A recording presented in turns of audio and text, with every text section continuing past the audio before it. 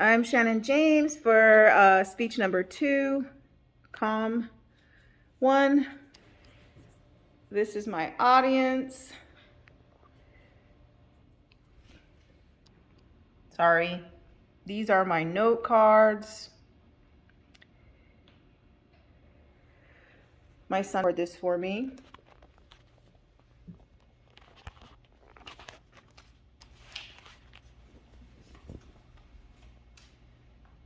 Prior to instant messaging, there were a lot of stretched phone cords, a lot of missed calls, and a lot of answering machine messages.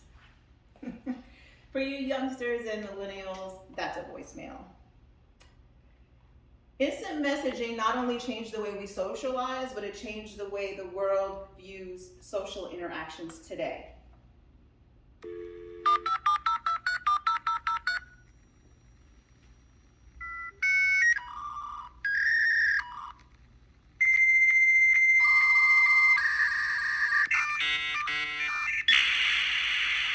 In this speech, I will show you how instant messaging innovated the way we socialize and also helped during the pandemic to continue the workforce despite it. Let me take you back to 1988. I was 9, I was a Girl Scout, Junior Scout to be exact. I spent a lot of my time selling cookies, earning badges, and going to meetings. If you called me and I wasn't home, you would hear a pre-recorded message pick up, and in a sing-songy voice, you'd hear my family say, "Leave a message after the beep."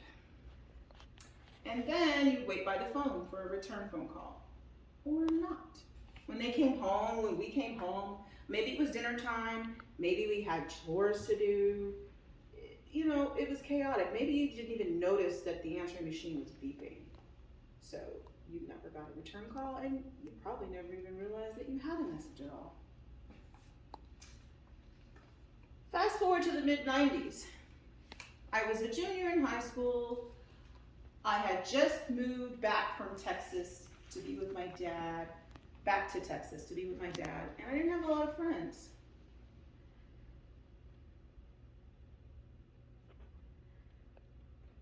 Back then, my mom didn't have internet in her home.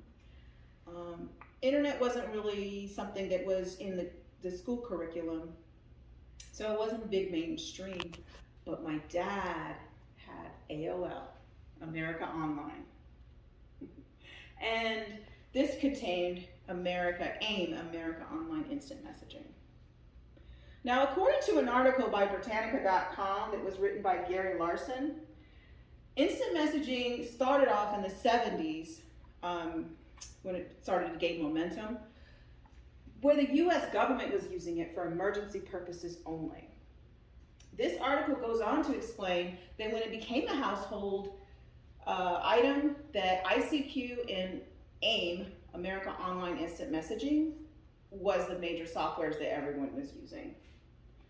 Now, instead of incurring like those long distance phone call fees that I would have to, because all of my friends were either in the state of Nevada or California, and my dad wouldn't let me do that, I didn't have a job. I could log on and instantly speak to my friends and family. Instant messaging also majorly, vastly impacted the disability. Think about it. The hard of hearing had to go through a process, a relay process, to where they had to connect with an operator, type what they wanted to say, then the operator had to relay it back to their loved one or a family member or friend, and then the operator had to type a response to tell the hard of hearing what was going on. Well, this first of all, saved them fees, because there's a fee for that, but in addition to that, they were just able to empower themselves and type to their friends and family instantly. All they had to do was both be online at the same time.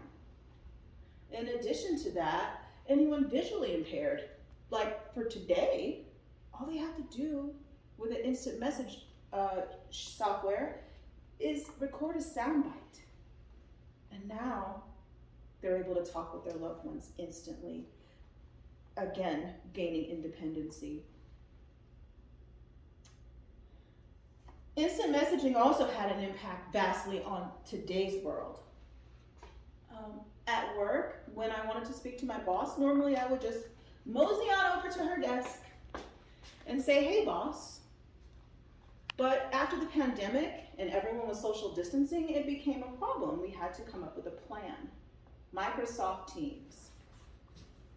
Microsoft Teams is an instant message service that allowed us to speak with our colleagues instantly without getting rid of the social distancing. It even allowed us to hold meetings where we could see each other's face, and we didn't have to be shoved into a boardroom violating social distancing rules that we had in play to keep us safe.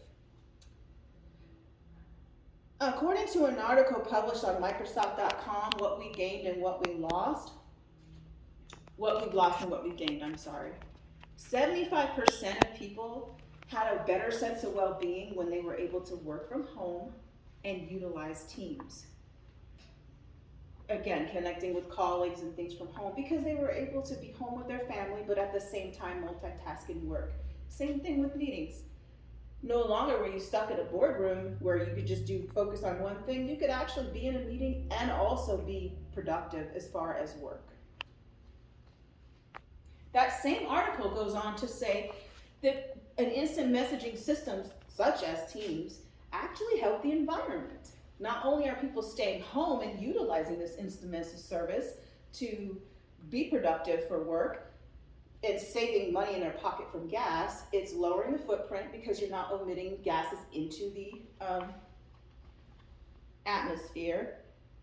And just overall mental health, because think about it, commuting in the traffic, it's very frustrating. You know that as a 12-year-old, right? Yes. Yes. It's very frustrating. So the overall mental health of people in the environment was improved. So as you can see, whether it's 1992, the birth of the instant messaging as a household tool, or 2019, in the midst of pandemic, instant messaging innovated the way we socialize and changed the world.